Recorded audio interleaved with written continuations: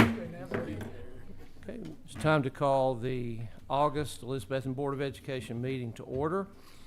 We thank everyone for being out tonight. We'll begin with a moment of silence and a pledge to the flag, and I'll ask Mr. Van Huss if he will lead us in those. Can you please stand? Please pause for a moment of silence.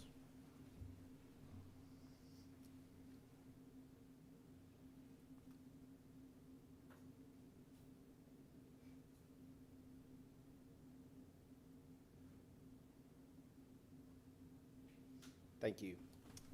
Attention, salute, pledge. I pledge allegiance to the flag of the United States of America and to the republic for which it stands, one nation, under God, indivisible, with liberty and justice for all.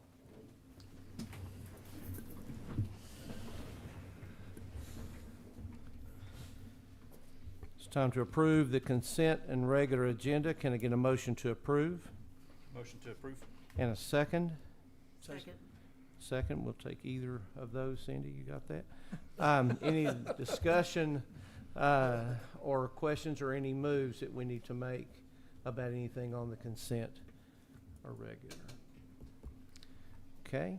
Items to approve consent and regular agenda. All those in favor, please say aye. Aye. Any opposed? And there are none. Time for citizens to speak. We didn't have anyone asked to speak during that time, so we will move on to special recognitions, and we have a couple tonight. What we would ask is, if you would, once we do these two recognitions, we'll give you a chance if you need to leave. We know we have some people with some things they need to do, but I'll let you know that, and then we'll move on with the regular part of the agenda. So I'll turn it over to Mr. Van Huss. Thank you, Mr. Bless. At this point in time, if Coach Wilson and the track athletes, if would come forward, and Coach Wilson, you can kind of give us a rundown on these young ladies and their accomplishments. So we want to recognize our three T.A. Duggar track and field athletes that made it to the state championships at Austin Peay University back in May. So first we have Nevaeh Hooper, throws the discus.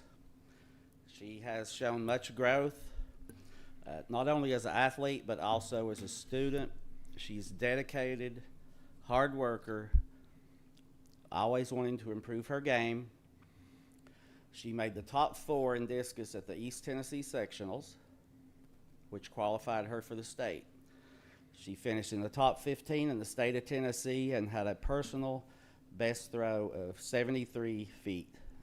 And great job, Nevaeh. Yeah.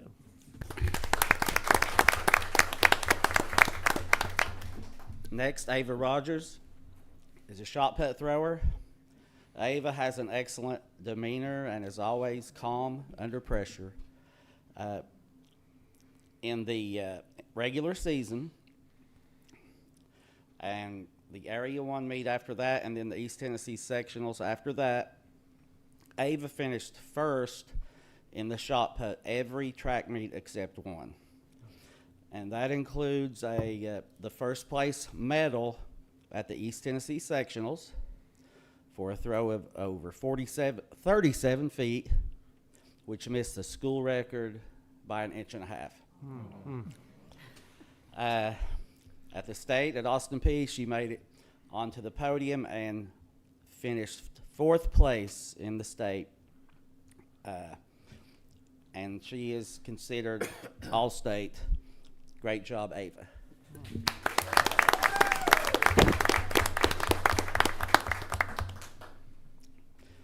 Next, Vala Nave is a very versatile athlete. She has many accolades in her 3 years at T.A. Duggar. In 2024, at the Area 1 track meet at Dobbins-Bennett, she won the Most Valuable Player Award, winning 3 medals. That was the 400 meters, the discus, and shot put.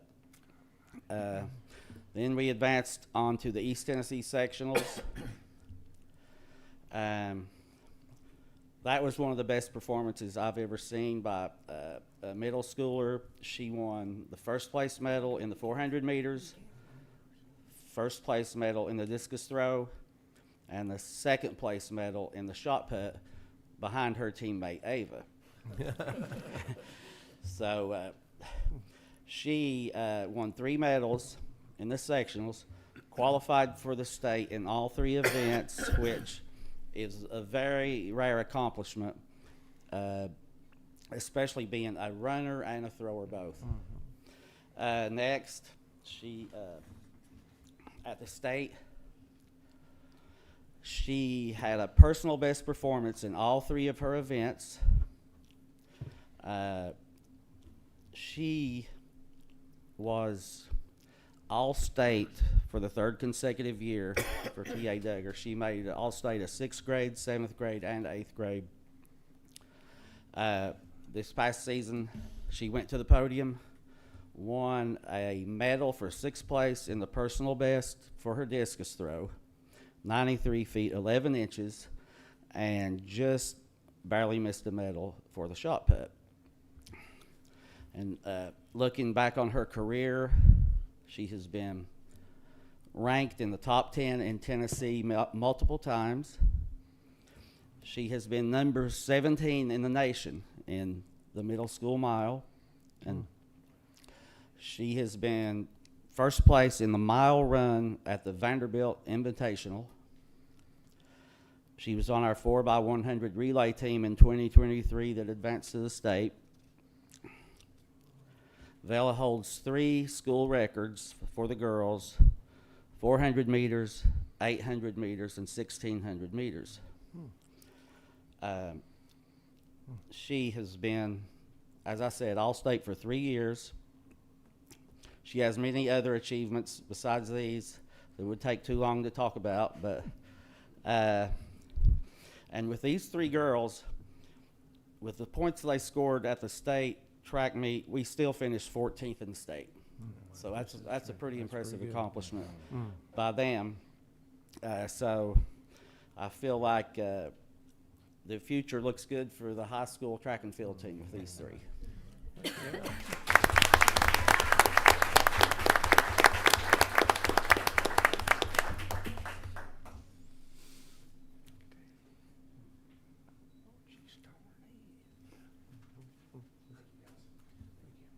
Good job.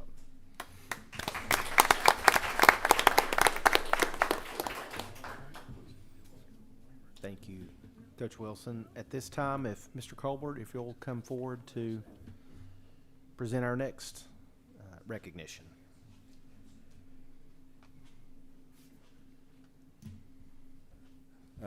Thank you for letting us do this tonight. It is with great pleasure that Elizabethton High School has great business partners throughout the town, and hesitate to mention, although I'm normally leave some out, but we have several great ones. However, this year was the first time the state asked us to nominate somebody that is a good industry partner that takes our kids for work-based learning, helps us with industry certifications, and even helps get them jobs. So I started filling out the form and realized I need help, and so I actually went to Ms. Duggar to help me finish filling out the form and so forth. But we have Ivy Hall with us tonight, so we have Miss Judy and her daughter Tiffany. They're here, and I don't know if you want to come up now or later, but at some point in time, it might be good if we get a picture of you all. But Ms. Duggar is also going to explain some more information in a second. But what the state did is they announced the inaugural Work-Based Learning Partnership Award. So Ivy Hall here from Elizabethton was one of 49 schools, one of 49 industries across the state, from Mountain City to Memphis, to get this recognition. And so, again, they help us in so many ways. On a personal note, I've known Miss Judy for a very long time. Tiffany was in the 8th grade when I first started teaching, so I know them on a very personal level, but that's not why they got nominated. As much as I love them for all the good things they've done, it is for their work with our students. I still remember when I first went to the high school as CT director, Miss Judy and I had all kinds of conversations about how to get the program back up and running, because we used to have it at one point in time.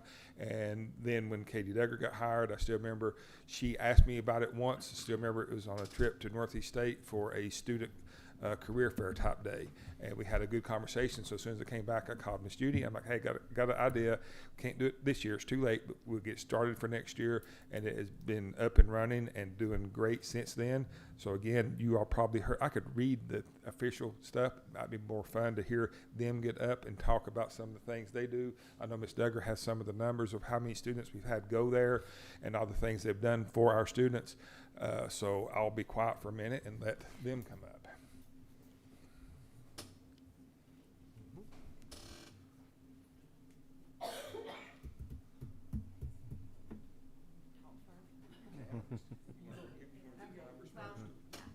So I just have some numbers. And again, we just want to thank Ivy Hall, these ladies, and all of their staff. They essentially do anything we ask of them as far as site placement, and they always have their doors open to us to let our clinical students come in there, and we really appreciate that. And since we started the program back up in the spring of 2018, we have had 52 students do their clinicals at Ivy Hall, and out of those 52, best I can remember, we've had 10 that have then gone to work for Ivy Hall. More have gone on to other sites, but they have, turned around and hired 10 of those 52 to work at their facility. So we just really appreciate them and wanted to recognize them for all they do for our school. One thing I want to say is this is just the most wonderful program, and I've seen kids go to LPN school from this CNA class, go to RN school. We've got several right now that are working weekends for me that are at ETSU in the BSN program. We've had nurse practitioners. We've had doctors. It's a wonderful program, and I thank you so much for letting us be part.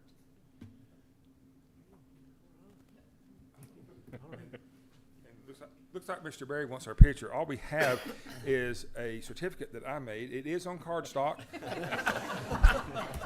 But as I told them when they first arrived tonight, this does not even begin to let them know how much we care for them. They deserve way more than what this little sheet of paper says and so forth, because they are a tremendous help to everything we do at the high school. So thank you, guys.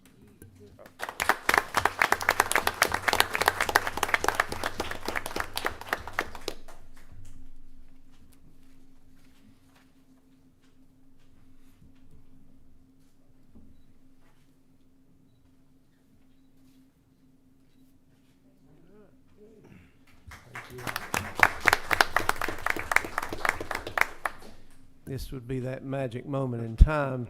If you have something else you need to do, you're welcome to stay for the remainder of the meeting. But if you choose not to, we really thank you for being here. Thank you for your support.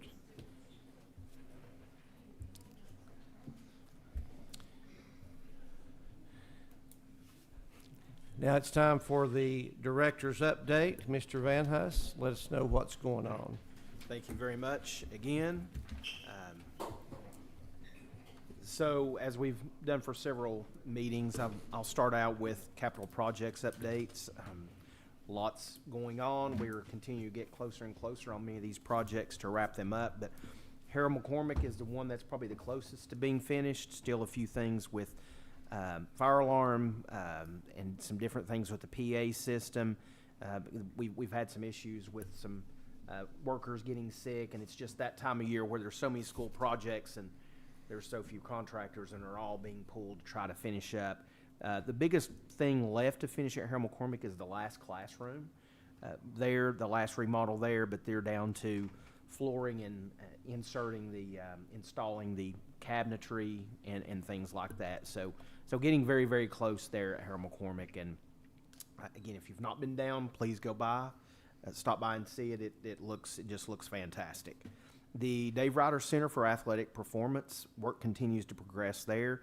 Slowed down a little bit the last couple of weeks, waiting until the concert was finished this past weekend because of access that was needed to be able to get into the venue there. So things have picked up this week. They're doing underground utilities and doing that work there, preparing to go ahead and pour footers and the foundation and the concrete slab, things like that. The actual Building kit itself, the metal building kit, should be here sometime in late September, early October. But in talking with Burleson, they feel like that we will definitely have it dried out or, roughed in and in the dry by Christmas. So things continue to move along there. The Community Development and Engagement Center, the CDEC building there, the old Union Pharmacy, work continues to go there. A lot of the work we're doing with our staff internally, that's going to be another great space.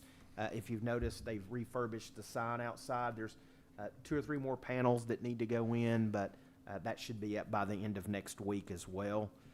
Really excited about what that's going to mean to our school system and community as well, and families of our students. The ballistic film installation, we're down to just a few windows and some work at Harold McCormick that has been delayed because of the construction. So other than just a few windows here or there and some work at Harold McCormick, that project is almost complete.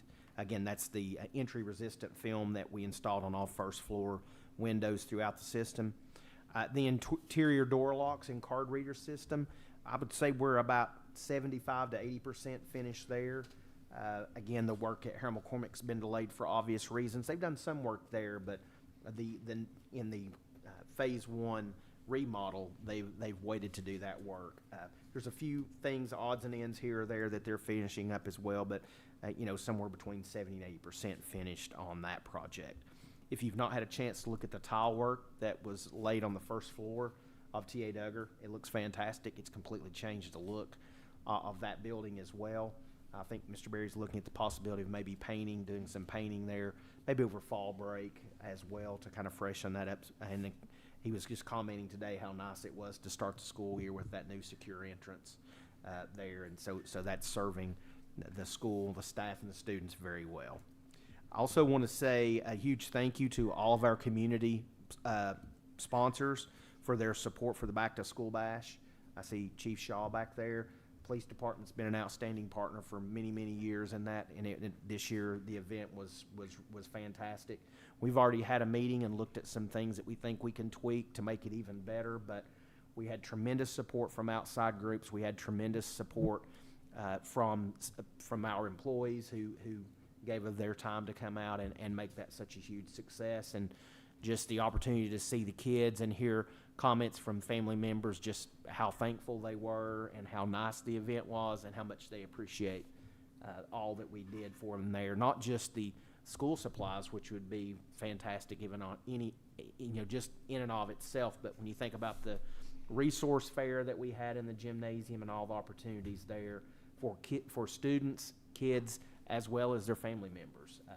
We had a tremendous, I didn't get a final count on how many haircuts were given, but TCAP provided several of their students to come and give free haircuts. I would say it was, upwards of 40 haircuts that we provided free of charge there as well. And to see those kids and the smile on their face, like, check out my haircut. I mean, it was, it's priceless.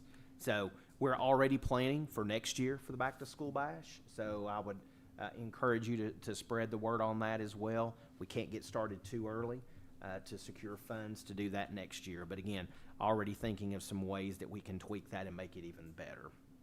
And thanks to all of you that were able to be there. And again, I'm sure it's one of those things where you got a bigger blessing than we gave out. I mean, it just does your heart good to see so many people rallying around our kids in our community.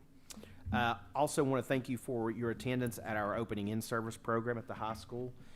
It went very, very well. The musically talented group was fantastic as always. It was just a great way to kick off the year. Of course, we missed Miss Schaff, who wasn't feeling well, but she had kind of led that group and got them to the point to where they were ready to perform. And we have a lot of really, really talented individuals musically across the system, and so I think it's great for our staff to see those individuals in that role as well. Also want to give congratulations to Dr. Newman, who was recently selected as the Regional Supervisor of the Year. So there are 9 left in the state, and she's one of those 9 finalists.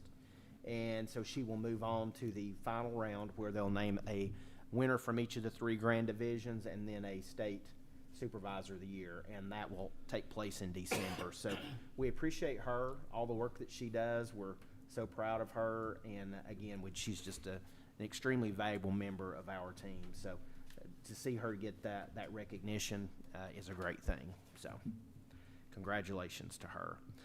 Enrollment, we'll have some updated enrollment numbers for you in September. We're still trying to clean up some of the roles at the schools, but at this point it looks like we're going to be up. I don't want to give you a number on how many students, but it looks like our enrollment will be up compared to the same time last year. But once we finalize and clean those roles up and I can get you some accurate numbers, we'll talk about that as well at the September meeting. And that's all I have. All right. Thank you, Mr. Van Huss. A lot of good things going on here in the system. Continue to do that. So it's now time for board member reports, and I'll just open it up for any member that has anything they'd like to share, anything going on. Well, I again hate that I missed the musical end service. I would much rather have been there, but that they just stepped up. I called Beth Stevens and Emily, and I said, okay, can't make it. Y'all are going to have to roll with it. And they did a great job, and I appreciate them doing that for me. Everybody, we have so many talented people in our school system, and they just, I thought it might be a little different without Debbie because she did all my music, that they just joined right in and we got it together. And thank you for all your help there. We did have a chance to go to the Summer Law Institute. We left actually. We moved our last meeting, yes. So it's just really good reminders of what's going on. I don't know what other people thought, but you get to the end of those, you're hoping sometimes the last session just not your cup of tea, so you can scoot out. The last session just was a reminder of just how serious things still are in this world and how sad they are, and just the safety when you talk about the keys in the school and the ballistic film and SROs and everything. We were given a report and shown some video, and just makes you cringe about some things that have happened other places in the country. We're so thankful for this community. People say it will never happen, to us, but all those people where it happened said the same thing. But it was just a really stark reminder that you just never let your guard down. And there were other good things there too as well. Anybody else from the conference? I'm going to mention one other thing, the fall district meeting. Just remember that's on September 23rd. This year it is at Chucky Doak High School, so that's about as far away as we travel. It begins at 5 o'clock and we'll be over at 7. We need to let Cindy know by the 9th. They said 2 weeks before to get the registration in, so if you're interested in attending that, please let her know, let me know there. So, all right. Next, it's time for the board liaison, city council liaison, Mr. Simmerly. Got anything to share with us? We hear you have a new job and a new hobby, photography or something for the newspaper.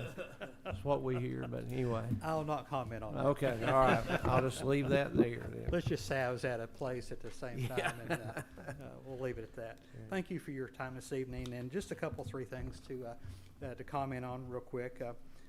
If you do not know, I was recently elected to the Boys and Girls Club board. And with that appointment, first thing, I'm not going to mention names, but someone was on the board, and first thing he mentioned to me was, well, don't you have a connection to the school board? And I said, well, maybe. And he said, oh, good, because we need it. But again, it's a great opportunity, again, just to better serve our boys and girls in this beautiful community that we have. And Boys and Girls Club is a great organization. Proud to be part of it. Also, I just want to thank the school system for lending the city our football field for our music that we had recently. We had over 4,000 people that purchased tickets for that event, and it was a wonderful success. And I know we've already sold over 700 tickets the first night for next year's event already. So it's a great program we have. We have some great people that are working that program, And if you did get a chance to go to the music, it was outstanding. It was very good. I'm sure you probably heard about our swimming pool and our fiasco that we've had at the swimming pool. The only reason I'm bringing the swimming pool up is because it is boys and girls, young folks that usually go to the pool. Next year, we're going to have a wonderful swimming pool. Nothing like we've ever had before. For the first time ever, I think, we'll have a heater in our pool. So the water will be warm. It won't be green either. It'll be clean. We're putting a new liner in it. We're spending a bunch of money down at our pool, but we're going to be excited about our swimming pool that we have for next year. Last thing, we do have an election coming up here in November, and I try to keep my politics and everything separate, but I'm just going to say that we have someone worked for the school system for a few years, and she has picked up papers and qualified to run for city council. I'll leave it at that, but just again to say we're so proud of our school system. We're proud to work, how we work together at the city, and I know every time we get together we talk about it, but not all school systems can work with the city, and not all cities work with their school systems like we do. I'm proud to work with Elizabeth. I'm proud to live here, but I go to a lot of meetings, and I was at a meeting recently with Johnson City, and it came up talking about their school systems, and they have a good school system over there, but again, it's tough, just fighting for money and projects and programs. You guys know how it is. But again, we're proud, we're very happy, and glad we can work like we do. And thank you for the opportunity. Thank you, Mike. Thank you. And then our student liaison, Hudson, anything he's official now, so he's had a week worth of senior year, so anything you want to share? Yes, sir. I'd like to talk about SGA for a minute. So far we've had senior sunrise. That went really well. We had a great turnout of all the seniors. We had food that morning. We put our hands on the Spirit Rock, and it boosted all of our school spirit a whole lot. And then coming up, we have homecoming, and then after that, fall formal, and many other events that we're planning that we have big plans for. We're very excited about that. Next, I'd like to talk about the phone policy. So I think for all students, I can speak for all students and say that it was a very awkward and hard transition to not have your phone all day in school. But I think it'll be very beneficial. So far, I've had much more and more positive connections with other students. I've been much more productive in my classes, and I think I can speak for the rest of the students that they feel the same way. So even though it's kind of a hard transition, I think in the end it'll definitely be worth it. And then last of all, I just want to talk about students in general. I think we're all, even though we were a little sad we had to go back to school, I think now that we're kind of back into it, we're excited to be back in the swing of things and seeing our friends again. And most of all, I think we're excited to beat Science Hill next Friday. Hear, hear. All right. Thank you, Hudson. Appreciate that.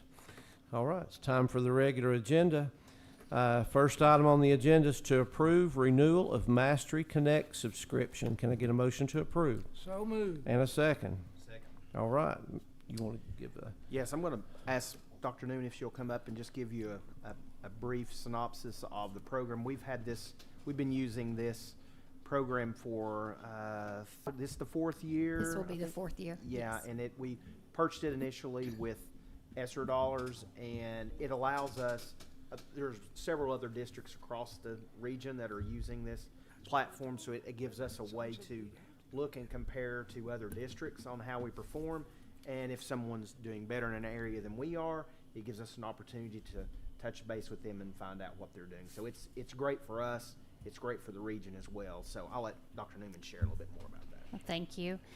First of all, I just want to say thanks for the shout out, but it's because of the people I work with and the people that have mentored me throughout all the years. So I appreciate it. Teachers and our administrators are awesome, and they do work hard, and they make my job easy. So I appreciate that. Now on to Mastery Connect. It is an assessment tool for learning, not of learning, but for learning. So it helps us throughout the year to assess our students to see how they are progressing toward mastery of our standards. It is aligned, the Mastery Connect community, they develop our test. There's 3 tests a year for each content area and grade level that's assessed by the state. So it's aligned to the TCAP, so it's a predictive assessment that helps us to understand where our students are. We take that data after they take the benchmark assessment, and we analyze it, and we find out what standards we need to reteach into what students. So that helps us to move our students further along towards mastery of the content standards. which is a good thing. We want our students to be proficient, so we don't want to wait to the end of the year to learn if they're proficient or not. So this helps us to progress monitor throughout the year. Another positive thing about it is that it's a platform that our teachers can create assessments. They don't have just those 3 assessments, but they can go in and create assessments based off the standards they are teaching. So it helps them to give teachers access to TCAP-like questions so that they can practice those throughout the year with the standards. So they can also see how students are mastering if they were taking a TCAP on that standard throughout the year. The other thing that was mentioned that Mr. Van Huss mentioned was the collaborative that we have with CER. That's the Comprehensive Educational Resource Consortium that we have in our first region. I think there's like now 27 districts, so it's reached out beyond our first core region. And almost every district is utilizing the Mastery Connect tool. It allows us to have a discount on the product, but it also allows us to collaborate with other districts. So we can see who else is doing well. And then we can ask them what resources they're using. Is there a supplement that they're using that will help that's helping their students to be achieving better, so that we can maybe pull those resources in for ourselves. We can go and see what they're doing in their classrooms and maybe take a group over to observe them. So it's been a great tool to help us to collaborate within our first core region as well. Is there any questions or anything I can help? What grade levels are we using? We use it 3rd grade through EOCs, so at the high school. And we're using that as benchmarking? That's what we've been Yes. Mm-hmm. Yes, sir.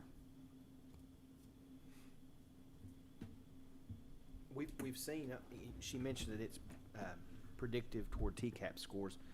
It's been the best tool we found that accurately predicts how that student is going to score on TCAPs. There's always some nuances in there, obviously, but it's the best tool we've ever had to predict that aligns with TCAP scores. So that's been very helpful. So when those scores come out, typically there's not a lot of surprise. We already kind of know where students fall. It's been helpful with the 3rd grade retention law, so that we can really, look at the students who may not perform proficient on the TCAP, so we can get immediate support and reteaching and whatever we need throughout the year. On the benchmarks, I'm sorry, I'm just. Yeah, no, you're fine. On the benchmarks, I know there's so many standards in each, do we test each standard at least on one Okay. question? Yes, the benchmarks that they develop for us, they're aligned to the Tennessee blueprints. So it may not be every standard. It's aligned to the blueprint that the state puts out. Like there's so many percentage of questions on this strand or this topic or this standard. So that's what it's built up off of. So yeah, so maybe not every standard, but it's structured just like TCAP would. So, 5% of the questions are going to come from these standards. So. And the first 2 are aligned to the pacing. So it's not a cumulative assessment, the first one and the second one, but the 3rd one is.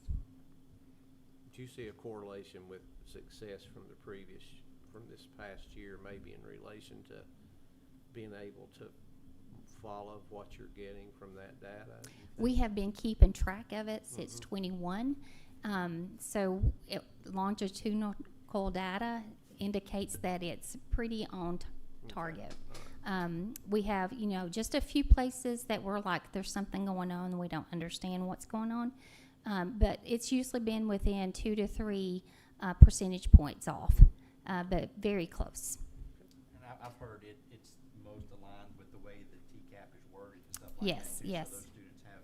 And sometimes it's just being able to teach students how to take a test and how to read test questions. So this gives us a tool to do that. So that's 3 opportunities they have a chance to perform in that same type environment. So that does make a difference. Yes, and our CER group, they have developed formative assessments. So with the pacing guides, every few weeks, they have an formative assessment that our teachers can utilize as well.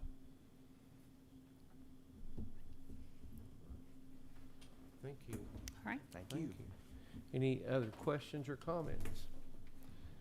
All right, the item is to approve renewal of Mastery Connect subscription. All those in favor, please say aye. Aye. Any opposed? And there are none. Next item is to approve Elizabethton City Schools bus driver forms. Can I get a motion to approve? Motion to approve. And a second? Second. All right. Recent legislation pushed the responsibility of bus driver certification to school systems. And so what you have in this particular item is basically that certification document that Mr. Hutchins and Dr. Hobson put together and from the Transportation Department that has all of those components that are required by the state to have in that certification. So there's two that, if you'll notice there's one for a brand new driver, and then there's also one for returning drivers. So they collect certain information, obviously, when they start, and then in subsequent years, some of that information is less.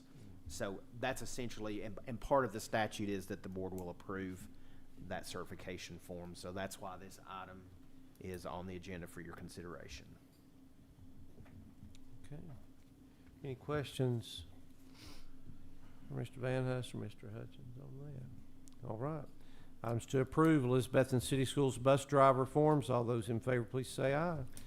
Aye. And any opposed? And there are none. The next regularly scheduled board meeting will be Thursday, September 19th, here in the Mac Pierce Boardroom. Can I get a motion to adjourn? Motion to adjourn. All right. Everyone have a good evening. Thank you.